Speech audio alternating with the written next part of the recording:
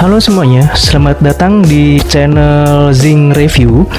Di video pertama kami kali ini, kami akan membahas satu unit smartphone.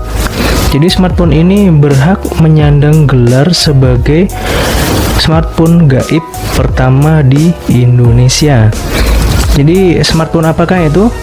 Oke, sekarang akan saya bawa barangnya ke sini. Smartphone ini adalah Zenfone 4 yang dirilis oleh Asus pada tahun 2014 yang lalu. Jadi waktu itu animo dari smartphone ini sangat besar ketika pertama kali Asus meluncurkan produk ini.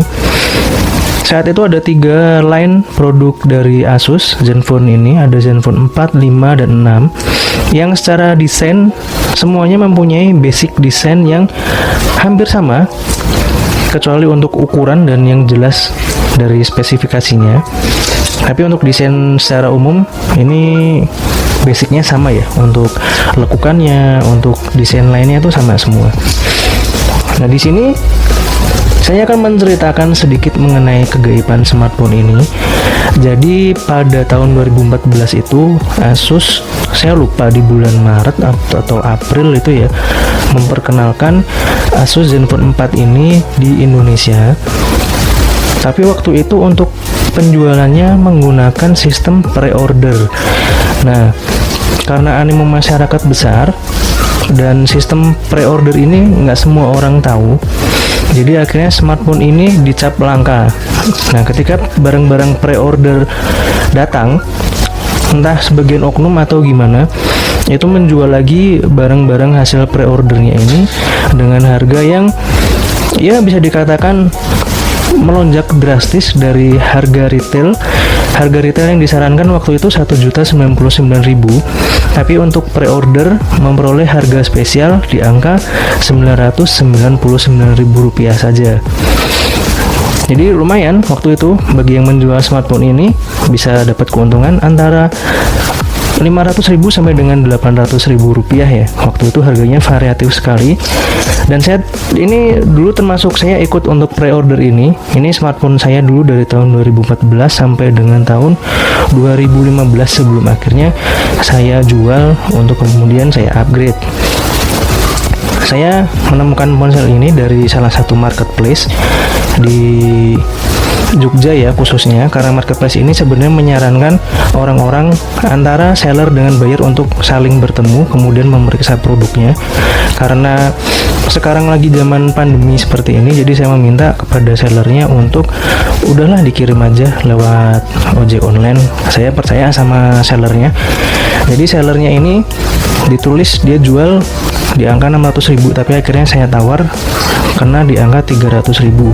Sellernya ini menjanjikan kepada saya bahwa smartphone yang saya dapat ini sama persis di dalamnya ya, ini seperti apa yang dia dapat di tahun 2014 kelengkapannya. Nanti akan kita periksa untuk kelengkapannya. Nah, untuk kardusnya sendiri di sini bagian depannya ada gambar smartphone-nya dan kemudian ada tulisan Zenfone 4. Ini kardusnya sudah lama disimpan mungkin ya, jadi agak kotor ini. Kemudian di bagian kardus sebelah kirinya ini ada banyak sekali lubang-lubang ini. Ini ada gambar 3G, jaringannya ini masih 3G. Kemudian ada gambar WiFi, ada gambar ini buat headphone ya. Ini mungkin artinya ini smartphone ini mempunyai jack 3,5 mm, kemudian Bluetooth versi 4, dan yang ini ada kamera. Di sisi bagian bawahnya kosong, kemudian di sisi sebelah kanannya sini ada tulisan diimpor oleh PT Era Jaya Swasembada, made in China. Berarti ini dulu diimpor jadi dari China. Kemudian di sini ada logo Intel. Ini prosesornya menggunakan Intel. Kemudian di bagian atas ada logonya Asus ya. Jangan salah jadi SNSD, karena SNSD itu girl band ya kalau nggak salah ya.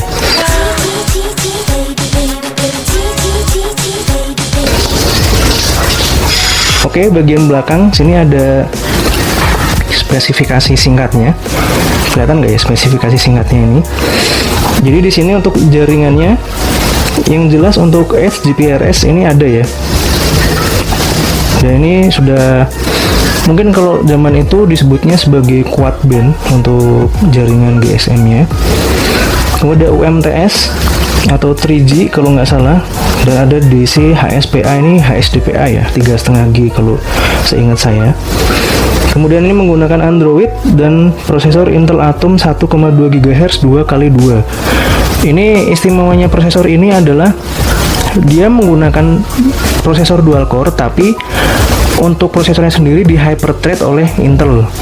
Jadi di sini ada 2x2 prosesor ya. Untuk yang lainnya ini ada dimensinya, dan baterainya di sini, ini sisi negatifnya, baterainya masih 1200 mAh. Ya kebayang ya untuk borosnya kayak gimana. Kemudian untuk kameranya, untuk layar diagonalnya 4 in TFT LED, resolusi 800x480, ada 5 megapiksel kamera belakang, dan 0,3 megapiksel kamera untuk kamera depan nih.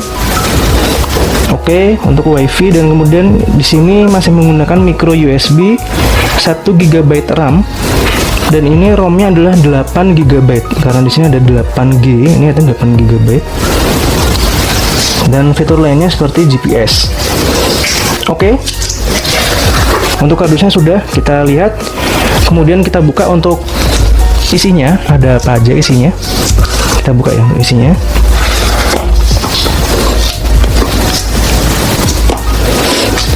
Di dalam sini ya, ini ada smartphone-nya.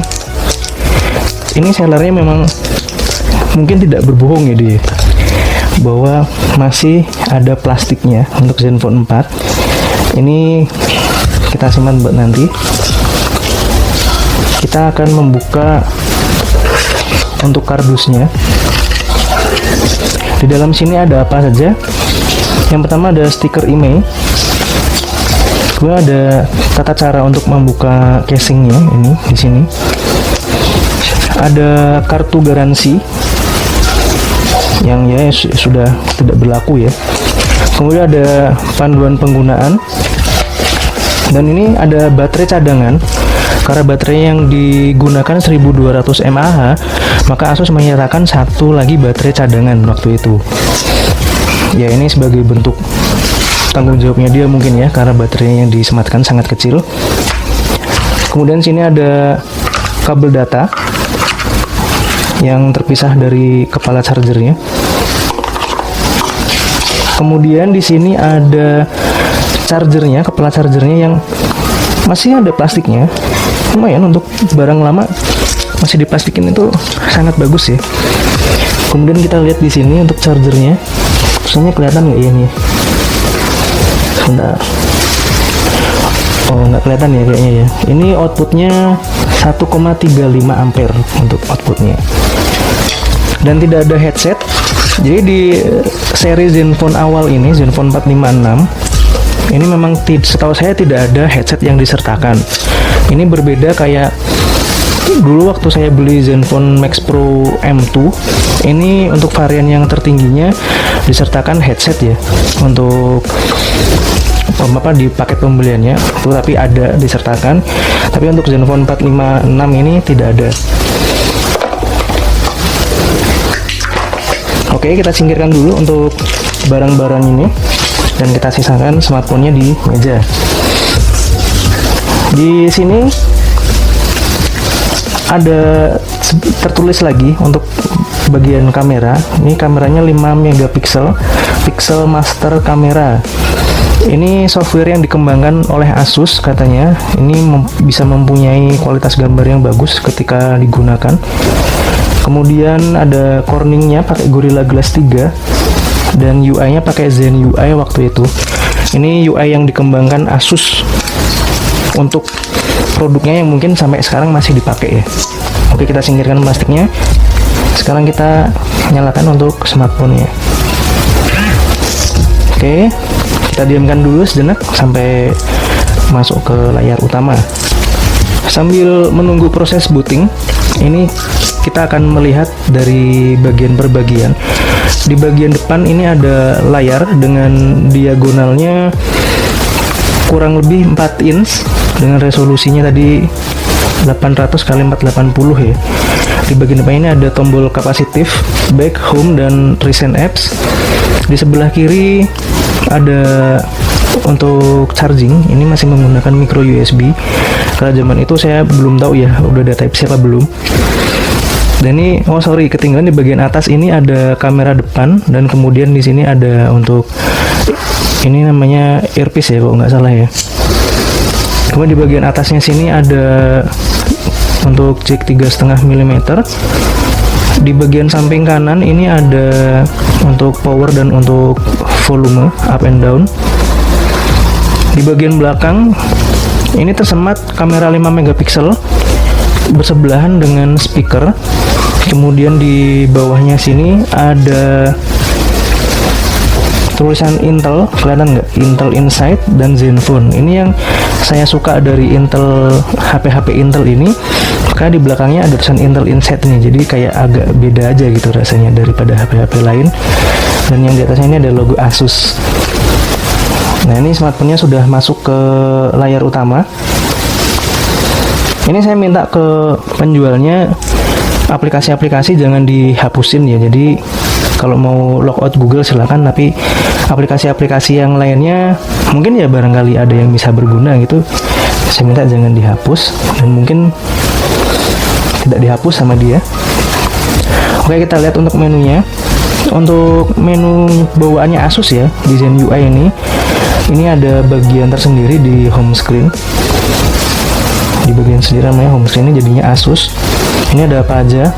My Asus ini kalau nggak salah untuk seperti customer service-nya Asus ya, tapi yang istimewa dari ini adalah di smartphone ini ada remote link dan Splendid, dan juga ada audio wizard juga. Nah, ini untuk Splendid ini sebenarnya kurang lebih intinya itu bisa menyesuaikan temperatur warna.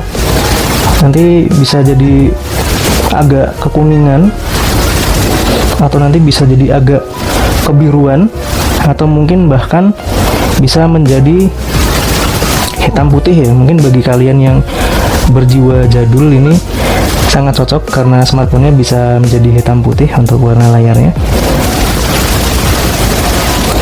Oke, jangan kita save. Dan ini ada remote link. Jadi remote link itu sebenarnya intinya adalah smartphone ini bisa menjadi semacam apa ya, untuk presentasi gitu, untuk geser-geser slide-nya. Ini sangat bermanfaat dulu ketika saya sedang sidang skripsi, ini saya gunakan. Kemudian ada audio wizard. Audio wizard ini sebenarnya ya untuk musik itu ada penyesuaiannya sendiri, musik mode atau untuk gaming mode, untuk movie mode. Nah, ini bisa disesuaikan sendiri. Oke, untuk fitur bawaannya itu nanti kita akan menginstal aplikasi-aplikasi lain ya untuk melihat spesifikasinya seperti apa. Dan saya sebenarnya kepikiran untuk membuat smartphone ini diinstal game, tapi ya nggak tahu masih ada game yang kompatibel atau enggak ya dengan smartphone ini. Oke, akan saya setting dulu untuk smartphone-nya. Oke, untuk smartphone-nya sudah saya install dengan CPU Z ini ya, untuk melihat dalamannya seperti apa. Dan juga untuk game saya coba install dengan Minion Rush. Saya mencoba untuk mencari game kayak COD Mobile atau PUBG Mobile itu nggak ada, bahkan yang PUBG Lite pun juga nggak ada ya untuk smartphone ini. Ini saya install dengan Minion Rush. Ini juga game yang sering saya mainkan dulu di smartphone ini.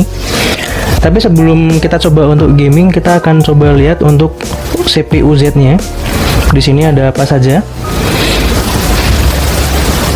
Ya, ini di sini ada keterangannya sudah. Untuk core-nya ini sebenarnya berjumlah 2, tapi di hyper-thread sehingga menjadi 4. Ini yang diklaim oleh Intel, dual core-nya bahkan bisa sama atau mungkin lebih baik daripada quad core pada umumnya. Di sini ada untuk prosesor ini masih menggunakan prosesor 32 nanometer. Baterainya sudah lowbat ya. Ini nanti akan saya jelaskan untuk di belakangnya. Jadi untuk prosesor Intel menggunakan 32 nanometer ini. Kemudian di sini terbaca bahwa semua core-nya ini CPU 0 sampai dengan 3 hidup semua. Ini berarti secara sistem membaca ini sebagai quad core ya. Nah, jeleknya prosesor Intel ini adalah yang pertama dia cepat panas, dan yang kedua ini baterainya sangat cepat habis ya. Ini sudah 15%. Padahal tadi waktu dinyalakan ada berapa persen ya itu ya tadi ya. Dan di samping device ini ada keterangannya mulai dari screen size sampai dengan screen resolution. Total RAM 983 MB. Kemudian internal storage-nya dari 8 GB tersisa 4 GB, dan ini mungkin ini sisa 1,16 GB ini file-file bawaan dari user sebelumnya ya. Ini saya juga belum cek semuanya. Di sistem ini, di menu sistem, Android versionnya adalah 442. Ketika dirilis ini menggunakan sistem Jelly Bean, tapi upgradable to KitKat. Dan ini adalah versinya yang terakhir. Dan di baterai, ini baterainya temperaturnya 49,4. Ini di tangan rasanya sudah tidak enak ya, ini sudah menghangat. Dan pada berbagai kasus tertentu ini bisa mencapai bahkan hingga 60 derajat Celcius untuk temperatur baterainya. Dan untuk kapasitas baterainya ini ada di 1600 mAh, padahal ini AC-nya ada 1200 mAh ya untuk baterainya. Nah, ini di thermalnya ada baterai suhunya sudah meningkat menjadi 48,8 derajat Celcius. Memang untuk prosesor Intel ini kelemahannya ada di, kalau menurut orang-orang, overheat ya, karena membuat tangan ini tidak betah untuk memegangnya. Dan kadang dulu saya kalau lagi charging, saya pakai untuk BBM, dulu masih musim BBM ya, saya pakai BBM-an gitu, kadang suka saya gini-gini kan ke spray. Ini ya biar cepat agak dingin aja ya mungkin ya waktu itu ya, sekaligus mungkin ya jadi kayak setrika mungkin. Inilah asal mulanya Asus dicap sebagai smartphone yang ada kemiripan dengan setrika, yaitu sama-sama panas. Tapi dari spesifikasi ini juga lah yang membuat smartphone ini menjadi smartphone gaib di zamannya. Karena memang untuk harga yang sama, smartphone ini menawarkan spesifikasi yang di atas rata-rata. Sekarang kita coba untuk gamingnya, kita mainkan untuk Minion Rush, apakah masih bisa? Kita tunggu dulu. Ini saya coba untuk install PUBG. Oh, nggak bisa ya ini ya. Sayangnya Minion Rush telah berhenti. Wah, ini mengecewakan sekali ya. Kemudian ini tes gaming kita skip saja karena saya tidak bisa menemukan game yang bagus dan bisa dimainkan di sini. Kemudian kita beralih ke kamera. Kameranya ini diklaim Asus sebagai kamera yang cukup lengkap fiturnya di sini. Ada otomatis, kemudian ada HDR, ada mundur cepat waktu ini dengan berbagai macam fitur. HDR ini ya kayak kita tahu lah, ini bisa menangkap gambar yang lebih tajam. Kemudian di sini yang jadi keunggulannya ada kedalaman bidang. Ini kayak memberikan efek bokeh. Kemudian ini yang lucu adalah ada posisi selfie tapi di kamera belakang. Jadi nanti untuk selfie-nya pakai kamera belakang ya, kayak kayak handphone zaman dulu. Cuman zaman dulu ada kacanya biasanya di dekat kamera, ini nggak ada. Nah, ini untuk hasil kameranya. Ini coba kita untuk memfoto pesawat ini. Ini untuk yang kedalaman bidang. Nanti akan saya lampirkan juga untuk hasil foto yang lainnya. Oke, ini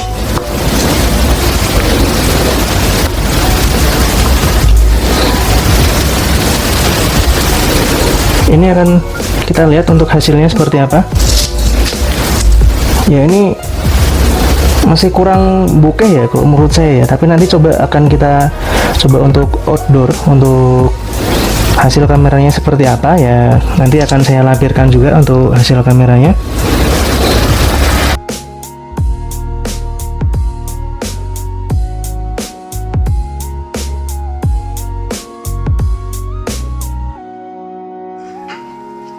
Ini adalah perekaman video untuk kamera belakang dengan resolusi 720 pixel.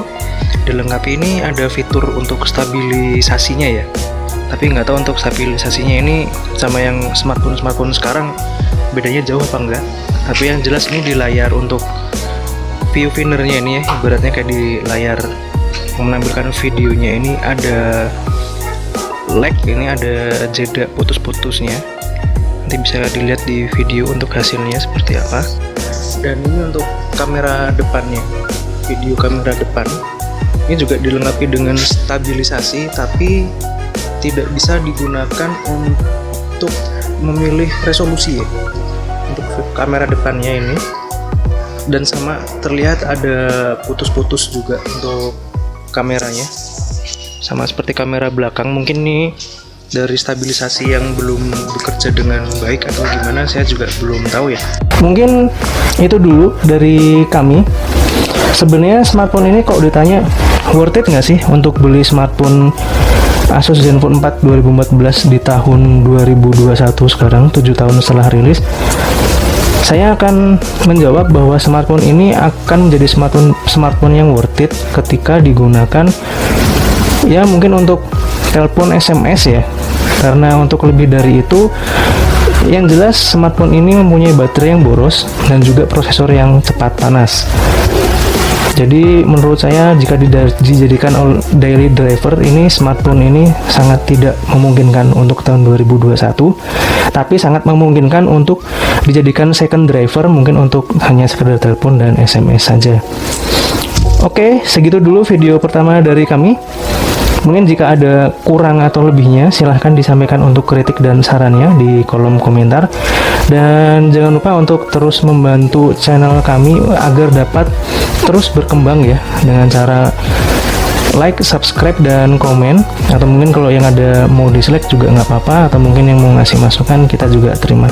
Oke, segitu dulu, sampai ketemu di video-video kami berikutnya. Bye-bye.